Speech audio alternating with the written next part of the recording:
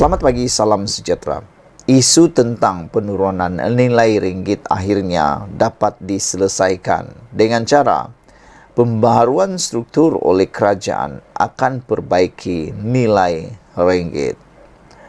Pembaharuan struktur yang dilaksanakan oleh kerajaan akan memperbaiki nilai ringgit. Menurut Ketua Ahli Ekonomi Bank Muamalat Malaysia Muhammad Afzanizam Abdul Rashim, beliau berkata turun naik mata wang ringgit adalah perkara biasa yang didorong oleh petunjuk makroekonomi kerana Malaysia negara perdagangan terbuka. Melihat kepada petunjuk makroekonomi, lebihan akaun semasa bagi tahun 2023 kekal pada 1.2% KDNK. Ini menunjukkan Malaysia mempunyai simpanan yang boleh digunakan untuk pelaburan dalam negara. Pasaran buruh kita berada dalam status guna tenaga penuh dengan kadar pengangguran yang lebih rendah, sebanyak 3.3% pada Oktober 2023. Nilai ringgit sepatutnya lebih baik daripada apa yang ada pada masa ini, katanya lapor bernama. Bagaimanapun, impak sentimen penilaian mata wang menyukarkan jangkaan mengenai isu tersebut. Semalam, Gubernur Bank Negara Malaysia, Datuk Abdul Rashid Ghafur, menyatakan paras semasa ringgit tidak menggambarkan prospek positif ekonomi Malaysia. Afzanizam turut menyatakan peri pentingnya Akta Kewangan Awam dan tanggungjawab fiskal untuk reformasi fiskal dalam memastikan tadbir urus dan baik dan ketelusan. Apa yang boleh dilakukan ialah kita terus mengekalkan pembaharuan struktur seperti langkah cukai pembetulan, rasionalisasi subsidi yang akan menarik pelabur berkualiti dan menangani isu teras. Beliau menambah bahawa kerajaan tidak perlu panik kerana hutang Malaysia adalah bentuk mata wang tempatan. Pengarah urusan SPI Asset Management Stephen Innes pula menyatakan bahawa kelemahan semasa ringgit adalah bersifat sementara dan reaksi berlebihan. Inflasi global turut melembabkan permintaan, justru ringgit berdepan pilihan sukar, kata beliau lagi. Jadi saudara, itu sebenarnya yang berlaku berkait dengan nilai ringgit Malaysia, dan pastinya kita hanya tunggu masa pembaharuan struktur oleh kerajaan akan memperbaiki nilai ringgit. Bersabarlah kerana kita percaya Datuk Seri Anwar Ibrahim sedang memikirkan bagaimana cara untuk menyelesaikan dan ambil masa. Ada orang kata waktu inilah yang paling teruk, tapi sebenarnya saudara-saudara sekalian, siapapun Perdana Menteri kalau terkena pada waktu ini, ianya akan dialami juga. Sudah ditakdirkan, tetapi cara menanganinya kita kena bersabar. Pasti ada cahaya di hujung terowong. Kita doakanlah supaya kepimpinan negara kita pada waktu ini mempunyai cara tersendiri, cara yang unik atau cara dengan segera untuk menangani isu penurunan nilai mata wang ini. Sekian dulu untuk kali ini. Jangan lupa tinggalkan komen anda, tekan butang subscribe. Kita jumpa lagi. Bye-bye. Selamat pagi, salam sejahtera. Slogan Pass for All mungkin akan memakan diri PAS. Disangkakan slogan Pass for All ini mampu membawa pujukan maut kepada para pengundi. Disangkakan slogan Pass for All ini kononnya boleh memujuk pengundi bukan beragama Islam dan bukan berbangsa Melayu. Tetapi menurut penganalisis politik, mungkin slogan itu bakal menakutkan pengundi bukan Melayu. Azmi Hassan berkata, UMNO dijangka mendapat keuntungan jika pengundi bukan Melayu menjauhkan diri daripada PAS. Slogan PAS for All di Selangor hanya akan menambah ketakutan pengundi bukan Melayu kepada PAS, yang sebelum ini sinonim dengan sentimen ekstrim dan konservatif, kata pemerhati politik. Azmi Hassan dari Akademi Nusantara berkata, pihak mendapat keuntungan daripada projek khas PAS negeri itu sudah tentu UMNO, yang sebelum ini tidak disokong penyokong bukan Melayu Pakatan Harapan PH. Bila gerakan dibuat besar-besaran, ini akan menakutkan pengundi, bukan Melayu. Terutama sekali penyokong Pakatan Harapan yang sebelum ini tidak mahu menyokong calon UMNO akan mengundi UMNO. Kerana alternatifnya, PAS sukar untuk tarik undi bukan Melayu tanpa kerjasama bersatu dan gerakan. Katanya kepada FMT mengulas slogan PAS for All yang dilancarkan PAS Selangor untuk menawan negeri itu pada PRU 16. Ketua Penerangan PAS Selangor Zuk Ahmad berkata, parti itu yakin akan memimpin Selangor pada PRU 16 sekaligus menjadikan negeri itu lebih berdaya saing dengan pendekatan PAS for All, merangkumi suku, semua kaum dan agama. Pada PRN Ogos lalu, Perikatan Nasional PN menang 22 kerusi Dewan Undangan Negeri sekaligus menafikan penguasaan 2/3 gabungan Pakatan Harapan PH dan Barisan Nasional BN yang menguasai 34 daripada 56 kerusi. Presiden PAS Hadi Awang ketika merasmikan Muktamar Tahunan PAS ke-69 Oktober tahun lalu mengarahkan anggota parti itu menarik undi bukan Islam pula setelah berjaya menguasai sokongan Melayu. Ironinya, Azmi berkata, sukar untuk PAS meraih undi bukan Melayu tanpa bantuan rakannya dalam bersatu dan gerakan, menerusi platform Perikatan Nasional yang lebih terbuka pendekatan politiknya. Bersatu dan gerakan landasan terbaik untuk Perikatan Nasional, menarik undi bukan Melayu, sama juga dalam kerajaan perpaduan. Bukan amanah atau PKR, tetapi sandaran terbaik tarik undi Melayu adalah UMNO, tetapi parti itu perlukan sokongan penyokong Pakatan Harapan PH.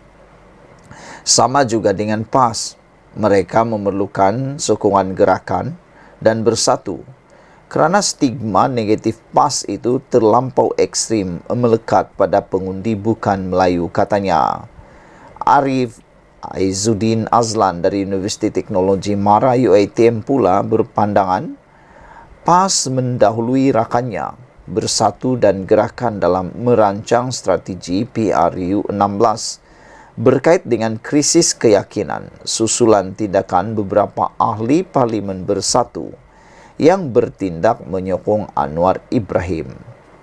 Selepas peristiwa itu, ini adalah waktu sesuai untuk PAS menggerakkan langkah dan strategi ini sangat sesuai dan berkesan untuk menjenamakan semua parti itu dalam kalangan pengundi bukan Melayu khususnya di kerusi bandar, katanya.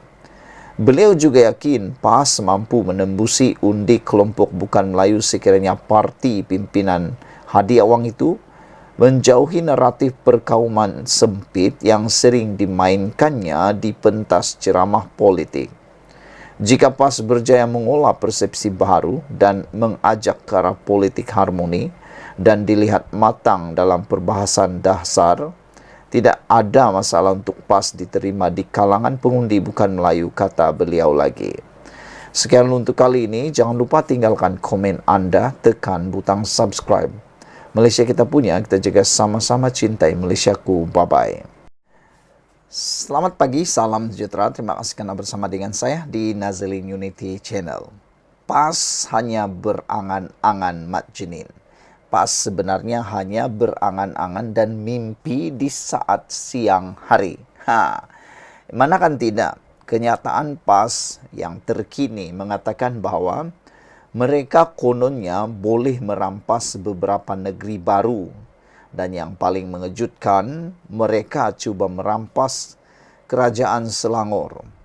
Yang mana kita ketahui kerajaan Selangor ialah kerajaan yang mana ianya dimenangi oleh kebanyakan, dimenangi oleh parti seperti PKR dan juga DAP. Tapi tak tahulah dari mana keyakinan PAS kononnya mereka mampu menawan Selangor. Namun demikian, beberapa netizen memberikan komen tentang perkara itu. Mereka kata, PAS mahu menawan Selangor kerana kekayaan Selangor, bukan kerana perkara-perkara yang lain, kalaupun memang benar, tapi itu mungkin hanya sebahagian, kata mereka. PAS berniat untuk merampas Selangor kerana kedudukan keuangan Selangor dan sumber keuangan Selangor yang cukup hebat. Kita pun tahu di Malaysia ini negeri yang paling kaya sekali ialah Selangor. Tapi yang hairannya, kenapa PAS tidak pula berniat untuk merampas Johor? Walhal Johor itu lebih banyak hasilnya berbanding Selangor buat masa ini. Tetapi perkara ini telah disahkan oleh Amiruddin bahawa ianya hanya mimpi di siang bolong. Amiruddin kata beliau menolak cita-cita PAS untuk menawan Selangor.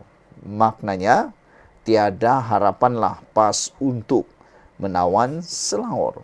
Bahkan ada penganalisis politik kata, jangankan nak tawan Selangor, silap-silap hari bulan, Kedah dan Perlis mungkin mampu ditawan semula oleh gabungan kerajaan Pakatan Harapan Barisan Nasional.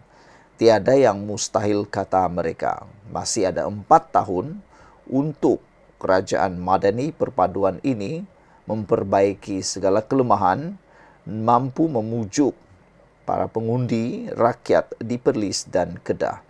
Atau tiada juga mustahil, kerajaan Terengganu juga mungkin boleh dirampas semula oleh Barisan Nasional. Silap-silap hari bulan, jangankan rampas Selangor, Kelantan pun mungkin akan goyang selepas ini. Menteri Besar Selangor turut memetik percubaan Barisan Nasional yang gagal merampas negeri itu daripada Pakatan Harapan sebelum ini. Menteri Besar Selangor Amiruddin Syari telah menolak cita-cita PAS untuk merampas kuasa negeri itu pada PRU akan datang sambil memetik cubaan Barisan Nasional yang gagal dulu. Amiruddin yang juga Ketua Pakatan Harapan Selangor berkata, BN sekutunya yang berada dalam kerajaan perpaduan sekarang mempunyai cita-cita yang sama sebelum ini. Dulu masa kita lawan BN pun cita-cita nak ambil. Alhamdulillah kita dapat, kata Amiruddin. Sekarang dengan BN dan PH juga sekutu, kita dapat kontrol Selangor. Katanya selepas merasmikan Forum Pemanasan Dunia dan Alam Sekitar di sini tadi. PH dan BN kini memegang 34 daripada 56 kerusi Dewan Undangan Negeri DUN Selangor. Amiruddin berkata, kini terserah kepada Pakatan Harapan untuk terus berusaha bagi memastikan ia mengekalkan negeri itu pada pilihan raya akan datang.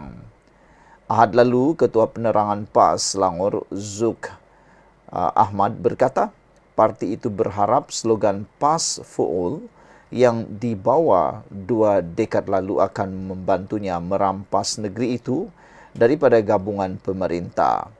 Sementara itu, Amiruddin juga memperkecilkan dakwaan Menteri Besar Kedah Sanusi Maknor bahawa Kedah akan menjadi negeri nombor 1 menerima pelaburan asing jika Kuala Lumpur dan Selangor tidak wujud. Sambil mencemuh dakwaan itu, beliau berharap negeri itu akan dapat berubah secara drastik. Mungkin ia jadi seperti New York dan Washington. Saya doakan semoga berjaya seluruhnya. Ahad lalu, Sanusi dipetik sebagai berkata, Kedah akan menjadi negeri nombor 1 menerima pelaburan jika Kuala Lumpur dan Selangor tidak wujud. Tempat-tempat itu sudah maju dan majunya Selangor kerana adanya Kuala Lumpur. Kalau tiada dua tu, Kedah akan menjadi nombor satu dari aspek pelaburan, katanya. Ini bukan kali pertama Sanusi membuat kenyataan sedemikian kerana dakwaan sama pernah dibuat pada Julai tahun lalu yang mengatakan Kedah boleh menjadi lebih maju daripada Selangor jika terletak bersebelahan Kuala Lumpur. Pada waktu itu, Sanusi dikecam hebat. Sekian dulu untuk kali ini. Jangan lupa tinggalkan komen anda, tekan butang subscribe. Kita jumpa lagi. Bye-bye.